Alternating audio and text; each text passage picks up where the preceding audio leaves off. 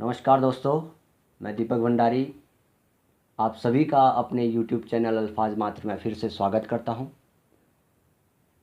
आप सभी लोग जानते हैं कि कोरोना के चलते, जो ये महामारी के चलते, जितने हमारे पहाड़ के जितने भी लोग कहीं बाहर रह रहे थे, वो धीरे धीरे करके अपने गाँव में लगभग वापस आ चुके हैं। तो इसी के चलते मैंने एक कविता लिखने की कोशिश की है इस विषय पर कि आजकल ये गांव, जिसका मैंने टाइटल रखा है कि आजकल ये गांव। इसकी लाइनें कुछ इस तरह से लिखी है मैंने कि आजकल ये गांव आबाद से होने लगे हैं। आजकल ये गांव आबाद से होने लगे हैं। जो खेत उसर हुआ करते थे, जो खेत उसर हुआ करते थे वो अब उपजाऊ होने लगे हैं। जो खेत उसर हुआ करते थे वो उपजाऊ होने लगे हैं। घरों पे लगे ताले, घरों पे लगे ताले अब खुलने लगे हैं। आजकल ये गांव आबाद से होने लगे हैं।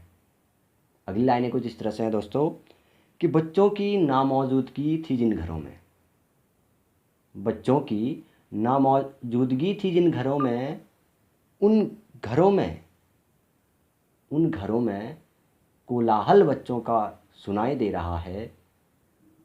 उन घरों में कोलाहल बच्चों का सुनाई दे रहा है। रौनक सी छाई है गांव में आजकल, रौनक सी छाई है गांव में आजकल, क्योंकि बूढ़ों के चेहरे पर लौटकर खुशियां आने लगी हैं। आजकल ये गांव आबाद से होने लगे हैं। अगली लाइनें हैं जो पहाड़ों को छोड़कर शहरों में रहने लगे थे, जो पहाड़ों को छोड़कर शहरों में रहने लगे थे। आसान नहीं जिंदगी पहाड़ों में, आसान नहीं जिंदगी पहाड़ों में ये सोचने लगे थे। मौत का एक ऐसा सैलाब आया शहर में, मौत का एक ऐसा सैलाब आया शहर में कि वही लोग अब गांव की तरफ आने लगे हैं, कि वही लोग अब गांवों की तरफ आने लगे हैं। आजकल ये गांव आबाद से होने लगे हैं। अगली लाइनें कुछ इस तरह से हैं दोस्तों कि शहरों को छोड़ फिर से लोग अपने गांव आने लगे हैं। शहरों को छोड़ फिर से लोग अपने गांव आने लगे हैं। गांव में अपने आशियाने को फिर से सजाने लगे हैं। गांव में अपने आशियाने को फिर से सजाने लगे हैं। उजड़े चूल्हों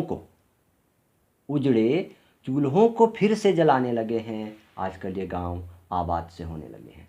अंतिम लाइनें कुछ इस तरह से हैं दोस्तों कि आज वो शहर की भागदौड़ भरी जिंदगी का जैसे कोई मायना न रहा।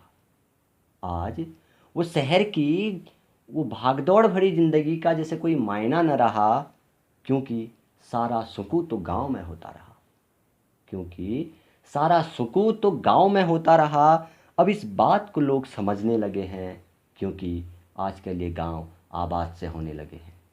धन्यवाद दोस्तों।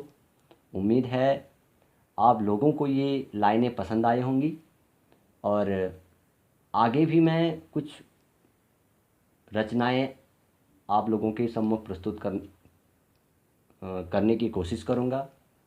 और आपका प्यार और स्नेह इसी तरह अपना प्यार और स्नेह बनाए रखें। धन्यवाद।